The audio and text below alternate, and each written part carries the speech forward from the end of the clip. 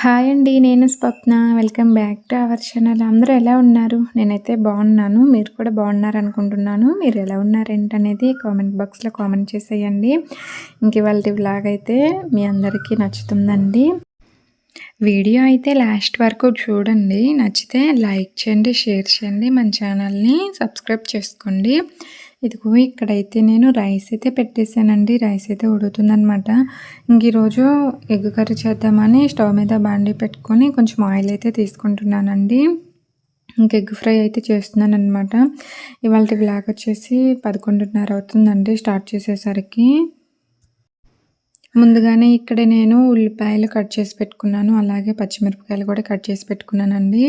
ఇంకా స్టవ్ మీద అయితే గిన్నె పెట్టుకుని ఆయిల్ తీసుకున్నాను కదా, అందులో అయితే కొంచెం పోపు దినుసులు వేసాను. అలాగే కరివేపాకు అయితే 2 రెమ్మలు తుంచేసి కట్ చేసి అయితే వేస్తున్నానండి.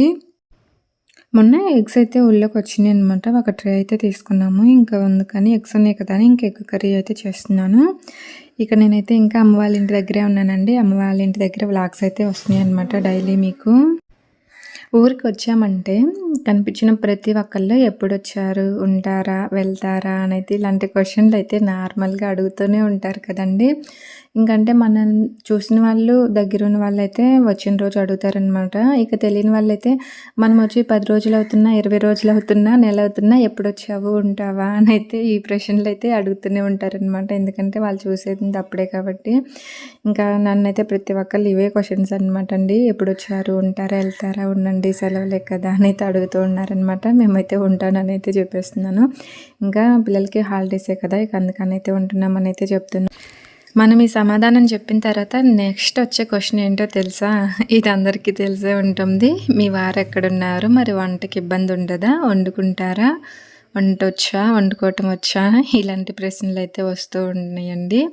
ఇక నేనైతే చెప్తూ ఉంటానన్నమాట. మా వారికి వంటొచ్చు, కాకపోతే అక్కడ లేరు, హైదరాబాద్లో కర్నూలు వెళ్ళారు పనుండి. ఇక అందుకని మేము ఇక్కడే ఉన్నాము అని అయితే చెప్పేశానమాట. నిజానికి మేము ఇక్కడ ఉన్నన్ని రోజులు ఎవరో ఒకళ్ళు ఈ ప్రశ్నలు అనేవి అడుగుతూనే ఉంటారండి. నేను రిపీటెడ్గా డైలీ చెప్తూనే ఉంటానన్నమాట. రోజుకి 2-3 సరే అడుగుతారండి. ఎప్పుడొచ్చారు, ఎన్ని రోజులు ఉంటారు, వెళ్తారా, పిల్లలకి హాలిడేసే కదా ఉండండి. ప్రశ్న వాళ్ళదే, జవాబు వాళ్ళదేనండి. మనం చెప్పాల్సిన పని కూడా ఉండదన్నమాట. వాళ్ళే క్వశ్చన్ అడుగుతారు, వాళ్ళే ఆన్సర్ కూడా చెప్పేస్తూ ఉంటారు. మనం ఏం చేయాల్సిన పని లేదండి. సైలెంట్‌గా అంటే సరిపోతుంది నవ్వుతా. పెద్దగా మన నోటికి పని ఉండదనమాట. నిజమండి. ఇక్కడికొచ్చిన కాడ్నుంచి డైలీ నాకు ఇవే ప్రశ్నలనమాట. ఎప్పుడొచ్చారు, ఎప్పుడెళ్తారు, ఉంటారా, ఉండండి పిల్లలకి హాలిడేసే కదా అని వాళ్ళే అంటారనమాట. ఇక నేను ఉంటానని చెప్పాను కదా, మళ్ళీ మీ వారికి వంట అవి ఇలాంటి క్వశ్చన్‌లయితే స్టార్ట్ అవుతూ ఉంటాయనమాట.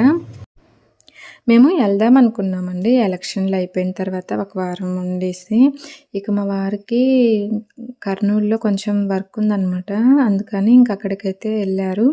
ఇక మేము హైదరాబాద్ వెళ్ళిన పిల్లలతోటి నేను ఒక్కదాన్నే ఉండాలి కదా, ఇంకా ఇంట్లో పిల్లలు ఏముంటారు అక్కడ. అందుకని ఇంకా మేమైతే అమ్మ వాళ్ళ ఇంటి దగ్గర అయితే ఉంటున్నాము. ఇంక ఇక్కడైతే వాళ్ళు కొంచెం ప్రశాంతంగా ఆడుకుంటూ ఉంటారు. నాకు కూడా కొంచెం హ్యాపీగా అనిపిస్తూ ఉంటుంది కదా, అందుకని. ఇక స్కూల్స్ ఉన్నప్పుడు ఎటు మాకు రావటానికి కుదరదు, ఉండాలన్నా ఇబ్బంది అనమాట. ఇంక పిల్లలకి ఎటు హాలిడేసే కదా, అందుకని అయితే మేము ఇంక ఇక్కడైతే ఉంటున్నాం అనమాట అమ్మ వాళ్ళ ఇంటి దగ్గర. మనం ఇక్కడున్నంత హ్యాపీగా ఇంకెక్కడ ఉండలేము కదా. నాకు తెలిసైతే ప్రతి ఆడపిల్ల పుట్టింట్లోనే చాలా హ్యాపీగా అయితే ఉంటుంది. ఇదైతే నిజం. నాకైతే అలానే ఉంటుందండి. ప్రతి ఒక్కళ్ళకి కూడా ఇలానే ఉంటుందని అయితే అనుకుంటున్నాను. అందుకే నేనైతే ఎక్కువ ఇంకెప్పుడైనా హాలిడేస్ ఉన్నా ఎప్పుడొచ్చినా అమ్మ వాళ్ళ ఇంటి దగ్గరే ఉంటుంటాను. ఓకే అండి. ఇక్కడైతే ఎగ్ కర్రీ అయితే చేసేస్తున్నానమాట మీతో మాట్లాడుతూ. ఎగ్స్ అయితే నేను ఫస్ట్ ఒక గిన్నెలోకి అయితే పగలగొట్టుకున్నానండి. ఉల్లిపాయలు అవన్నీ ఏగిన తర్వాత కొంచెం పసుపు, ఉప్పేసి తర్వాత ఎగ్స్ అయితే వేసి, కారం అయితే వేసి మొత్తం అయితే ఇలా కలిదిప్పేస్తున్నానండి. చూడండి ఎగ్ కర్రీ అయితే ఇలా వచ్చేసిందనమాట. ఇక ఎగ్ కనిపిస్తూ ఉంటే బాగుంటుంది కదా, అందుకని నేనైతే ఇలా చేశాను. సూపర్ ఉంటుంది ఇలా అయితే. కానీ మా వారికి ఇలా ఇష్టం ఉండదనమాట. ఎగ్ అనేది కనిపించకుండా మొత్తం ఉల్లిపాయలతో కలిసిపోవాలి. నాకైతే అలా నచ్చదు. కానీ ఇంక మా వారి కోసం అలానే చేస్తుంటాను నేను. ఇదిగో ఇప్పుడైతే ఇక్కడ మా వాటికే కదా, మా నాన్నకి ఇలా ఎగ్ కనపడితేనే ఇష్టం. పిల్లలు కూడా ఇష్టంగా తింటారు. అందుకని నేనైతే ఇలా ఎగ్ కనపడేటట్టే చేశానండి. ఎంతో సింపుల్‌గా ఎగ్ కర్రీ అయితే రెడీ అయిపోయిందనమాట. పక్కనే రైస్ కూడా అయిపోయిందండి. స్టవ్ అయితే ఆఫ్ చేసేసాను. ఇంకా లేట్ ఎందుకు, వంట అయిపోయిన వెంటనే తినటం అయితే నాకు చాలా ఇష్టమనమాట. అంటే వేడి వేడిగా ఉంటుంది కదా! వేడి వేడి మీద తిన్నామంటే మనం 2 ముద్దలు ఎక్కువే తినగలుగుతామండి. చల్లారిపోయిన అన్నం, చల్లారిపోయిన కర్రీతో తినటం కంటే వేడి వేడిగా ఉన్నప్పుడు తిన్నామంటే 2, 3 ముద్దలు ఎక్కువే తింటామండి. ఇది మాత్రం నిజము. ఇంకా వంట చేసిన వెంటనే తినటం అంటే నాకు చాలా ఇష్టమనమాట. కాకపోతే వంట చేసి వెంటనే మళ్ళా ఎలా తినాలా అనైతే మీకు అనిపించొచ్చు. చేసింది ఎందుకు తినటానికే కదా! నేనైతే వెంటనే తింటానండి. ఫుడ్ విషయంలో అస్సలు లేట్ చేయననమాట. పిల్లలు కూడా ఆకలవుతుందని అయితే అంటున్నారు. ఇక ముగ్గురం ఒకటేసారి తినేద్దాంలే అని ఇంకా ప్లేట్లో అయితే పెట్టేసుకొని వచ్చేసాననమాట. ఎగ్ కర్రీ ఇంకా రైసు 2 కూడా వేడి వేడిగా ఉన్నాయండి. కాలుతున్నాయి అనమాట చేతులు. ఇక కొంచెం అలా చల్లార్చుకుంటూ ఇలా కలుపుకుంటూ తింటున్నాను. వేడి వేడి అన్నం తిన్నామంటే సూపర్ అండి. నాకైతే చాలా ఇష్టమనమాట వేడివేడిగా తినటము. నేను ఎక్కువ వేడివేడిగానే తింటూ ఉంటాను. ఇక్కడ ఇంకా పిల్లలతో పాటు నేను కూడా కూర్చొని తింటున్నామండి. ఎగ్ కర్రీ అయితే టేస్ట్ సూపర్‌గుంది. మా నాన్న టయానికి తింటాడు కానీ, మా అమ్మ అయితే చాలా లేట్ చేస్తుందండి. అసలు తిననే తినదనమాట. టైమ్ టు టైమ్ తినే అలవాటే లేదు. ఎన్నిసార్లు చెప్పినా ఆకలి కాలేదు, తింటాలే అని అయితే అంటూ ఉంటుంది. మా నాన్నకైతే టయానికి పెట్టిచ్చేస్తాను. టయానికి అడుగుతారు మా నాన్న. కానీ మా అమ్మతోటి అనమాట కొంచెం ఇబ్బంది. తినదు, మళ్ళీ హెల్త్ ప్రాబ్లమ్స్ వస్తాయి, ఇబ్బంది పడుతూ ఉంటుంది. ఇదిగో ఇక్కడైతే నేను ఎగ్ కర్రీ వేసుకొని రైస్ అయితే తినేసానండి, పిల్లలకు కూడా తినిపిస్తూ. ఇక తర్వాత అయితే నేను ఇదొచ్చేసి 3:30 అవుతుందండి అప్పుడనమాట. కొబ్బరి అయితే ఒలిచిపెట్టుకున్నాను. ఇక ఒలిచిపెట్టుకున్న కొబ్బరి మొత్తం ఇలా ఒక మిక్సీ జార్లోకి అయితే తీసుకుంటున్నానండి. ఈ కొబ్బరి అంతా మిక్సీ పట్టుకుంటున్నాను. పచ్చి కొబ్బరి ఉందనమాట ఇంట్లో. పచ్చి కొబ్బరి ఉంది కదా, పచ్చి కొబ్బరితో ఏం చేద్దామని ఆలోచిస్తున్నాను అనమాట. ఒకసారేమో కొబ్బరి లడ్డు చేద్దాం అనుకున్నాను, ఇంకొకసారేమో పంచదార కొబ్బరి లవ్స్ చేద్దాం అనుకున్నాను, ఇంకొకసారి అయితే కొబ్బరి పాకం పట్టి కొబ్బరితోటి పప్పు చెక్క ఉంటుంది కదండీ, అది చేద్దాం అనుకున్నాను. అదేనండి కొబ్బరి లవ్సు. కానీ నాకు ఏంటో రకరకాలుగా అనిపిస్తుందండి. మళ్ళీ పచ్చడి చేద్దాం అనుకున్నాను. మొత్తానికి నేను ఏదో అనుకొని ఏదో చేసేసాననమాట. మిక్సీ పట్టేసి కొబ్బరి లవ్స్ చేద్దామని అయితే అనుకున్నాను. ఇంకా ఫైనల్గా బెల్లం కొబ్బరి లవ్స్ చేద్దాం అనుకున్నానండి. కొబ్బరి లవ్స్ వచ్చేసి నాకు పంచదారతో చేస్తే చాలా ఇష్టం అనమాట. కాకపోతే పంచదార అంతగా హెల్దీ కాదంటున్నారు కదా, అందుకని ఇంకా కొబ్బరి బెల్లంతో కొబ్బరి లవ్స్ అయితే చేసేద్దామని ఇక్కడ కొబ్బరిని అయితే మిక్సీ పట్టుకున్నానండి. మీరేం చేస్తుంటారు? ఇలా కొబ్బరి ఎక్కువ ఉన్నప్పుడు నాలాగే ఆలోచిస్తూ ఉంటారా? నేనైతే చాలాసేపు ఆలోచించాను. మా అమ్మని అడిగితే నీకు ఇష్టమైంది ఏదో చేయిపో అన్నదనమాట. ఇక నాకైతే ఒకటి కాదండి, చాలా రకరకాలుగా ఈ కొబ్బరి అన్నం ఉంది కదా, అది చేద్దామా, లేకపోతే కొబ్బరి లవ్సా, కొబ్బరి లడ్డా, కొబ్బరి ఉండలా అని ఎన్ని రకాలుగా ఆలోచించుకొని మొత్తానికి ఇప్పుడు నేను కొబ్బరి బెల్లం లవ్స్ అయితే చేద్దాం అనుకుంటున్నానండి. బెల్లంతో కొబ్బరి లవ్స్ అనమాట. ఇక్కడ మిక్సీ పట్టేశాను కొబ్బరి అంతా. కొంచెం తిప్పుకుంటూ మిక్సీ పట్టుకోవాలండి, ఎందుకంటే కొబ్బరి కదా ఒకటేసారి మెత్తగా అయిపోదు. మనం కొబ్బరిని ఇలా మిక్సీ పట్టుకునే బదులు తురుముకున్నా పర్లేదండి, తురుము పట్టుకున్నా కానీ చాలా చక్కగా వస్తుందన్నమాట కొబ్బరి లవ్స్ అనేది. కొబ్బరి లవ్స్కి వచ్చేసి బెల్లము ఎంత తీసుకోవాలంటే, మనం 1 కప్పు కొబ్బరి తీసుకుంటే 2 కప్పుల బెల్లం తీసుకుంటే చక్కగా సరిపోతుందండి. ఇక్కడ నేనైతే బెల్లం నలగొట్టేసి స్టవ్ మీద అయితే పెట్టేశాను. నిజానికి ఇక్కడ నేను కొలతలేం తీసుకోవట్లేదండి, ఉర్జాగా ఇంత కొబ్బరికి ఇంత బెల్లం సరిపోతుందిలా అని చూసి వేసానమాట. మీకు కొలతలతో కావాలనుకుంటే 1 కప్పు కొబ్బరికి 2 కప్పుల బెల్లం అయితే సరిపోతుందండి. కొంచెం వాటర్ పోయాలన్నమాట. ఎక్కువ వాటర్ పోసామంటే కొంచెం లేట్ అవుతుంది పాకం రావటానికి. అందుకని ఒక చిన్న 4-5 చుక్కలు వాటర్ పోసి బెల్లం కరిగేలా చేసి ఇలా అయితే చేసుకోవాలండి. బెల్లం కరిగిన తర్వాత ఇదిగో ఇలా ఒక తీగ పాకం వస్తే సరిపోతుందండి. ఇలా ఒక తీగ పాకం వచ్చేసిన తర్వాత మనం ముందుగా మిక్సీ పట్టుకున్నాం కదా కొబ్బరి, ఆ కొబ్బరి తురుమంతా ఇందులో వేసుకొని మొత్తం అయితే కలుపుతూ ఉండాలి. ఇలా కొబ్బరి అంతా దగ్గర పడేంత వరకు కలుపుకుంటూ ఉండాలండి. మనకి కొంత టైం అయితే పడుతుంది, కంగారు పడొద్దు, హైలో కూడా అస్సలు పెట్టొద్దు.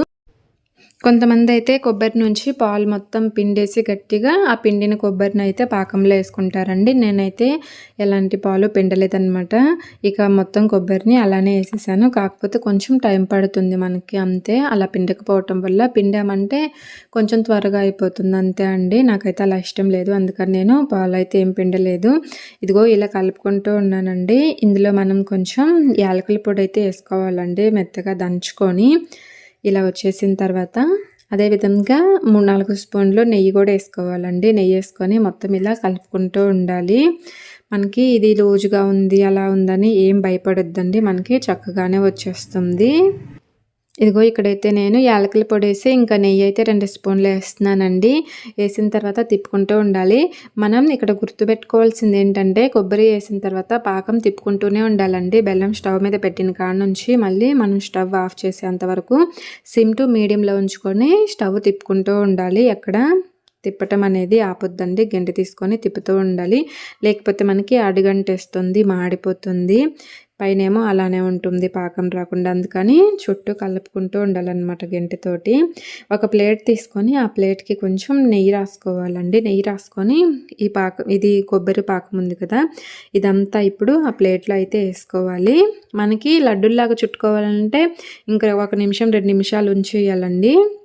ఇంకా లేదు పప్పు చెక్కాల కొబ్బరి లౌజ్లాగా కావాలనుకుంటే ఇప్పుడు వేసేసి మొత్తం చల్లారనివ్వాలన్నమాట. చుట్టూ ప్లేట్కి నెయ్యి రాసుకుంటే చక్కగా ఊడొచ్చేస్తుంది. ఒకసారి ప్లేట్ని అటు ఇటు కదిలిచ్చామంటే చుట్టూ వస్తుందన్నమాట. ఇదిగో ఇలా అయితే ఉంటుంది, చూసారు కదా.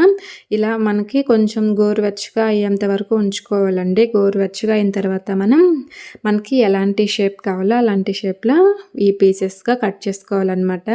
నిజానికి నేను ఇంక ఇలా చేసి బయటికి వెళ్ళి అరుగు మీద కూర్చొని మాట్లాడుతూ ఉన్నానన్నమాట. వచ్చేసరికి గట్టిగా అయిపోయింది. ఇగో ఇంక తర్వాత నేను చాక్ తోటి కట్ చేద్దామంటే పీసెస్గా రాలేదన్నమాట. అలా ఊరికే ఇంకా గట్టిగా అయితే అయిపోయింది కదా, అందుకని ఘాట్లు అయితే పెట్టేశాను. కొంచెం గోరువెచ్చగా ఉన్నప్పుడు పెట్టుకున్నామంటే చక్కగా వచ్చేస్తాయి.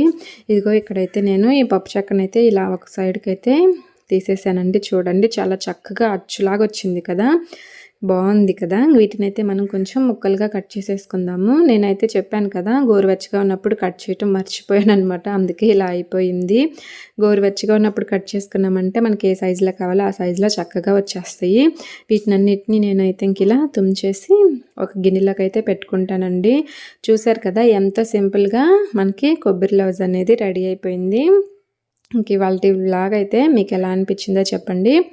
ఈ వీడియో మీకు నచ్చితే లైక్ చేయండి, షేర్ చేయండి, మన ఛానల్ని సబ్స్క్రైబ్ చేసుకోండి. Thank you for watching. మరొక మంచి వీడియోతో కలుద్దాము. Bye bye.